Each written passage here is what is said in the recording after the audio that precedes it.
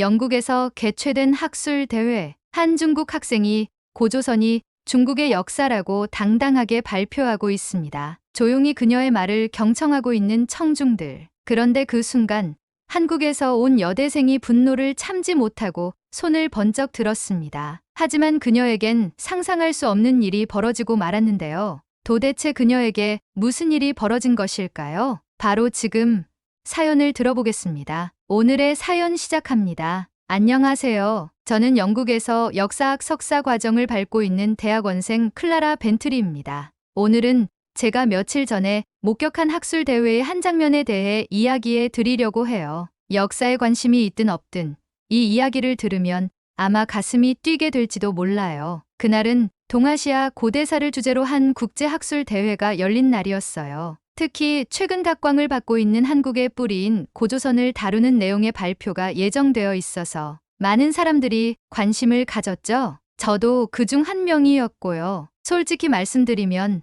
고조선이 한국의 고대 국가라는 것 외에는 잘 몰랐어요. 하지만 한국의 문화가 세계적으로 유명해졌고 한국에 대한 관심도 증가하게 되어 한국의 뿌리이자 역사인 고조선에 대한 궁금증이 많아졌죠. 그런데 발표가 시작되자 이 주제가 단순한 고대사의 논쟁을 넘어 동아시아의 자부심과 정체성까지 걸린 문제라는 걸 알게 됐죠. 강당에는 200명이 넘는 학자들과 대학원생들이 모여 있었고 그 중에는 동아시아 출신의 사람들이 꽤 많았어요. 그중 대다수가 중국인이었고 한국과 일본인은 많지 않았죠. 이 3국이 주고받는 분위기는 조금 어색하면서도 긴장감이 감돌았어요. 모두가 이 발표가 단순한 학문적 논의로 끝나지 않을 거라는 걸 알고 있었던 것 같아요. 학술 대회가 시작되고 첫 발표자가 단상 위로 올라가는 모습을 보았어요. 그런데 이상한 점을 발견했죠. 한국의 근원인 고조선에 관한 발표인데 첫 발표자로 중국에서 온 리샤오가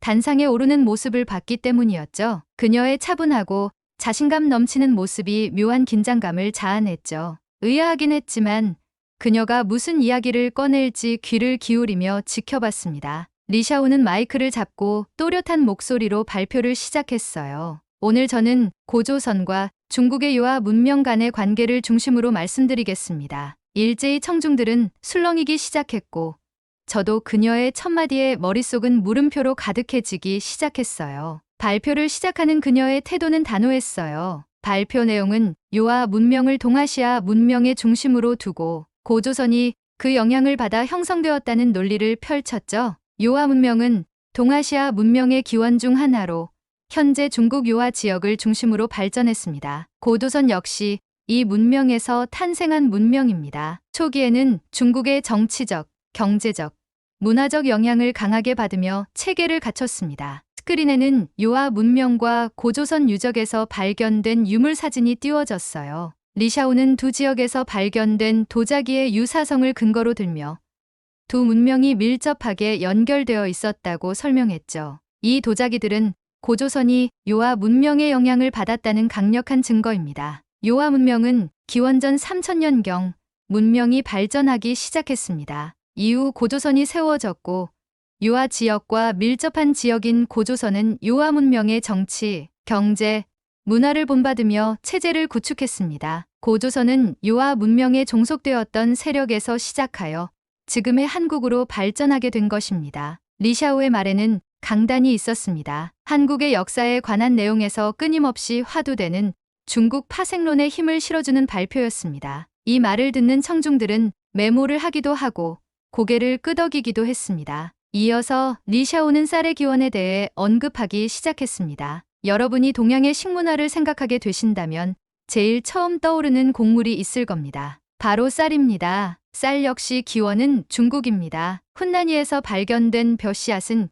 기원전 9000년경의 것이라는 추정이 나온 이후 이 연구 결과는 동아시아 농업혁명의 중심지가 중국임을 명백히 보여주는 예시가 되었습니다. 현재 동아시아를 더불어 아시아 전반에 뿌리내린 쌀의 기원은 훈난이에서 시초가 되어 아시아 전역에 퍼진 것입니다. 고조선 역시 쌀 농업을 도입했고 현재까지 잘 먹고 있는 것이죠. 그녀의 발표가 이어질수록 강당의 분위기는 차분했지만 어딘가 묘한 긴장감이 흐르고 있었어요. 솔직히 말씀드리면 저는 발표 내용에 놀라기도 하고 조금 의문이 들기도 했어요. 정말 고조선이 중국 문명의 일부였던 걸까 하는 생각이 들더군요. 그러던 중 조용한 강의장에서 갑자기 누가 손을 번쩍 들었습니다. 바로 한국에서 온 대학원생 소연이었어요. 리샤오는 교수님을 쳐다보았고 교수님은 그녀에게 고개를 끄덕였습니다. 리샤오는 소연을 지목하였고 소연은 강단에 올라와 마이크를 잡더니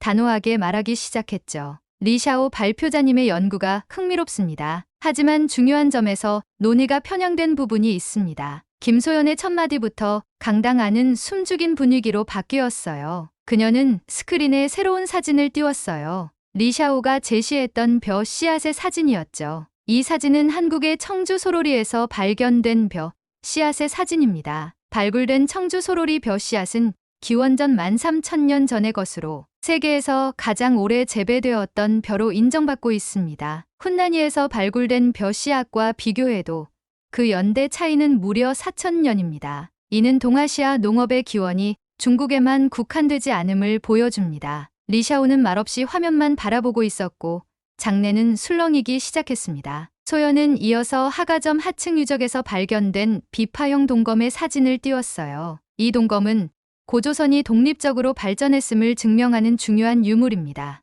이 양식은 유아 문명의 유물들과는 뚜렷한 차이를 보이며 고조선이 독자적인 문명을 이루었음을 나타냅니다. 그 순간 리샤오가 다시 마이크를 잡았습니다. 김소연 발표자님, 비파형 동검은 고조선뿐 아니라 주변 지역에서도 발견된 바 있습니다. 이를 고조선만의 독자적 유물로 단정짓는 것은 지나친 해석 아닐까요? 리샤오는 스크린에 하가점 유적에서 발굴된 유물 사진을 띄우며 반박했어요. 이 유물들은 모두 중국 문화권의 영향을 받은 것으로 평가됩니다. 고조선 역시 유아 문명의 연장선상에 있었다는 점이 명확하지 않습니까? 두 발표자의 대화는 점점 더 치열해졌어요. 김소연은 흔들리지 않고 다시 대답했죠. 동검이 여러 지역에서 발견된 것은 사실입니다. 하지만 고조선에서 발견된 동검은 다른 지역과 차별화된 특징을 가지고 있습니다. 특히 중국에서 발견된 동검의 구조와 매우 차이가 있죠. 이는 고조선이 독립적인 무기 체계를 가지고 있었고 독립적으로 발전한 문명임을 명확히 보여주는 예시입니다. 강당 안의 공기는 마치 터질 듯 팽팽해지기 시작했어요. 저는 두 사람의 대화를 숨죽이며 지켜보았죠. 평소에는 관심을 두지 않았던 동아시아 고대사의 논쟁이 이렇게 치열하고 열정적인 주제가 될 줄은 꿈에도 몰랐거든요. 리샤오와 김소연 두 발표자가 각자의 논리로 맞서며 한치의 양보도 없이 토론을 이어가는 모습을 보며 알 수 없는 아우라가 보이기 시작했어요. 그야말로 그들의 열정은 놀라웠죠. 저는 그들의 대화를 들으며 이런 생각이 들기 시작했어요. 고조선과 쌀의 기원은 나와는 다른 나라의 역사인데 저 사람들은 마치 자신의 문명과 역사를 지키기 위해 모든 것을 걸고 싸우는 듯하네. 소연은 리샤오에게 다가가며 말을 이어갔습니다. 훈난이에서 발견된 벼 씨앗이 역사 자료로서 중요하다는 점은 인정합니다. 하지만 훈난이에서 발굴된 벼 씨앗의 연대는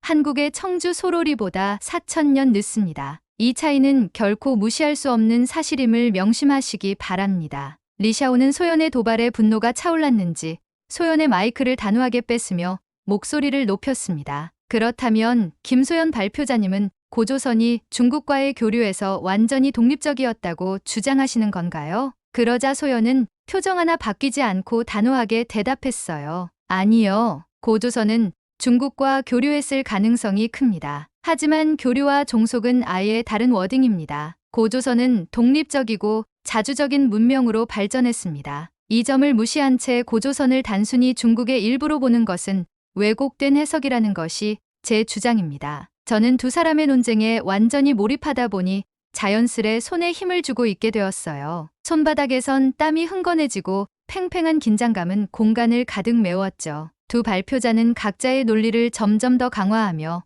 서로의 주장을 반박하고 있었고 이 광경은 단순한 학술 토론을 넘어 마치 역사적 진실을 지키기 위한 격렬한 전투처럼 느껴졌어요. 그러던 그 순간 크게 박수를 치며 단상 위로 천천히 올라오는 리처드 마이어 교수님의 모습이 보였습니다. 교수님의 단호하고 차분한 표정이 강당 전체의 공기를 순식간에 무겁게 만들었습니다. 숨죽인 청중들의 시선이 모두 교수님에게 집중되었습니다. 저 역시 의자 끝에 앉아 교수님의 모습을 말없이 쳐다만 보고 있었습니다. 리샤오와 소연의 아우라는 사라졌고 교수님은 말없이 그녀들에게 손가락질을 하며 자리로 돌아가라고 제스처를 취했습니다. 강단에서 내려오는 둘의 표정은 좋지 않았고 심지어 리샤오는 알 수 없는 중국어를 하며 투덜거렸습니다. 교수님은 그녀들이 자리에 착석할 때까지 말없이 지켜보다가 그녀들이 착석을 한 후 이야기를 시작했습니다. 오늘 두 발표는 고조선과 요하 문명,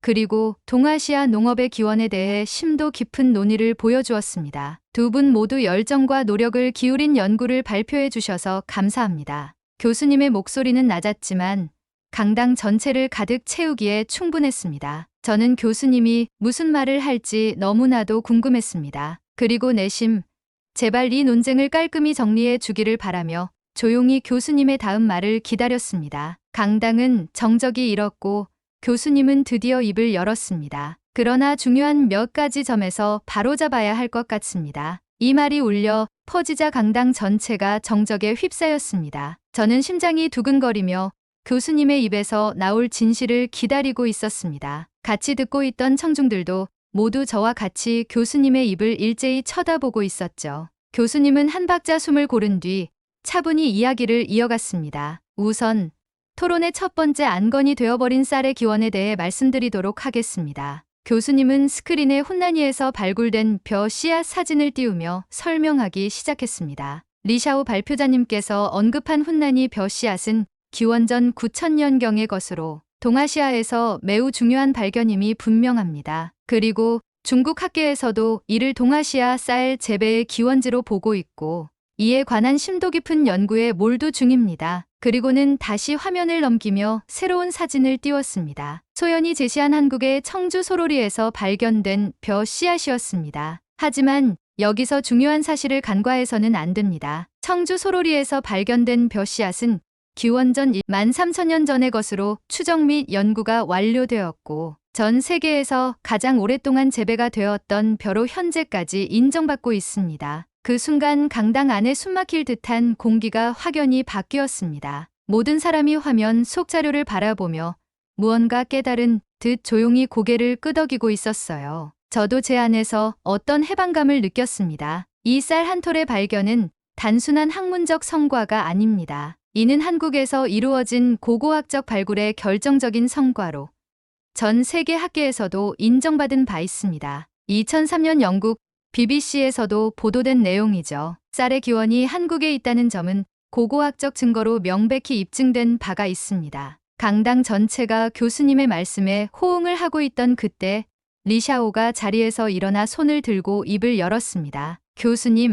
교수님은 현재 너무 편향된 시각으로 논제에 참여하고 계십니다. 교수님께서도 말씀하신 것처럼 중국 내 훈난이를 포함한 여러 유적지에서 벼 씨앗이 발견된 바 있고 중국 학계에서도 이에 대한 심층적인 연구 중에 있습니다. 연구 결과가 아직 나오지 않은 이 시점에서 쌀 재배의 중심지가 중국이 될 수도 있으며 현재까지 나와 있는 고고학적 자료만으로 한국이 쌀의 시초라는 것을 어떻게 확언하실 수 있으실까요? 리샤오의 목소리는 차분했지만 어딘가 분노가 느껴졌습니다. 그녀도 자신이 믿어온 사실이 도전받고 있다는 것을 알고 있었겠죠. 리처드 교수님은 눈 하나 깜빡이지 않고 부드러운 미소를 지으며 대답했습니다. 리샤오, 중국이 동아시아에서 쌀 재배의 중요한 지역이라는 것은 인정할 수밖에 없는 사실입니다. 그러나 기원에 대해 논할 때는 보다 신중해야 할 필요가 있습니다. 교수님은 다시 청주 소로리의 발굴 연대를 화면에 띄우며 설명을 이어갔습니다. 앞서 말했듯이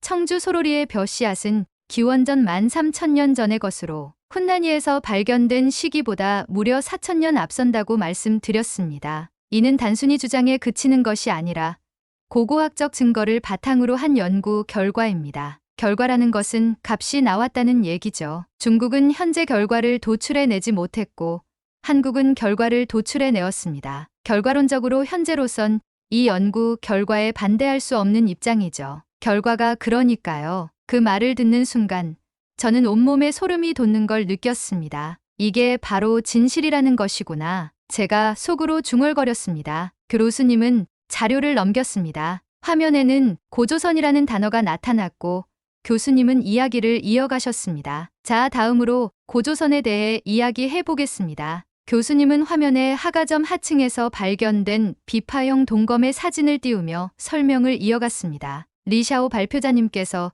고조선이 요하 문명의 영향을 받은 문명이라고 주장하셨습니다. 요하 문명과의 교류가 있었을 가능성은 분명히 인정합니다. 하지만 고조선은 단순히 요하 문명에 종속되었다는 발언은 옳지 않습니다. 교수님은 단호한 목소리로 말했습니다. 비파형 동검은 고조선의 독립성을 보여주는 중요한 유물 중 하나입니다. 이 동검은 요하 문명에서 발견된 무기와는 양식 자체가 다르고 고조선이 독립적인 무기 제작 체계를 가지고 있었음을 단편적으로 보여주는 예시입니다. 이것은 고조선이 중국의 영향권을 넘어선 독립적 문명이었다는 강력한 증거입니다. 스크린에 띄워진 동검의 날카로운 모양이 제 눈앞에 선명하게 보였습니다. 마치 리샤오에게 경고하듯 강인한 인상을 주었습니다.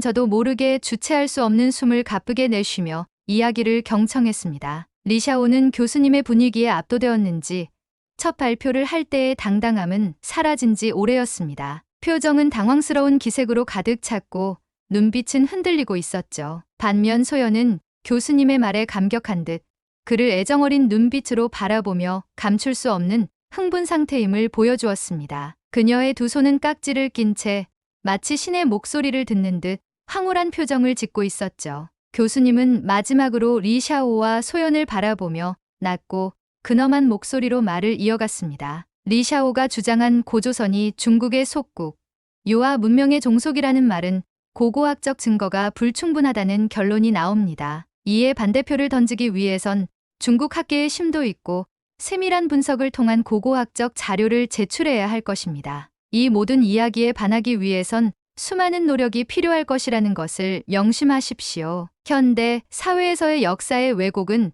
고대사에 크나큰 오점을 남기는 행위이기에 준비 잘해야 할 겁니다. 진실은 고고학적 증거와 함께 존재합니다. 역사는 결코 한쪽의 주장으로 재단될 수 없습니다. 강당의 모든 사람들은 모두 진지하게 생각에 잠긴 듯 보였습니다. 그리고 이어서 대부분의 청중들은 리샤오를 쳐다보기 시작했습니다. 리샤오는 자신에게 꽂힌 시선이 달갑지 않았는지 고개를 숙이고 있었습니다. 몇몇 학자들은 수군대기 시작했고 냉엄한 분위기가 감돌았습니다. 저는 그 모습을 바라보다 소연이 앉아있는 쪽으로 시선을 돌렸습니다. 그리고 소름이 끼쳤습니다. 소연은 마치 거대한 전투에서 승리한 장군처럼 흐뭇하고 위험 있는 표정을 지으며 리샤오를 바라봤습니다. 저는 그 순간 고조선이라는 문명이 어떤 존재였으며 그로부터 파생된 현재의 한국이라는 나라의 위용이 얼마나 높아져 있는지 체감할 수 있었습니다. 교수님은 강단에서 내려오시며 학자들과 이야기를 나누기 시작했고 청중들도 삼삼오오 모여 발표 내용을 이야기하기 시작했습니다. 대부분 리처드 교수님의 발표에 큰 감명을 받은 듯 보였어요.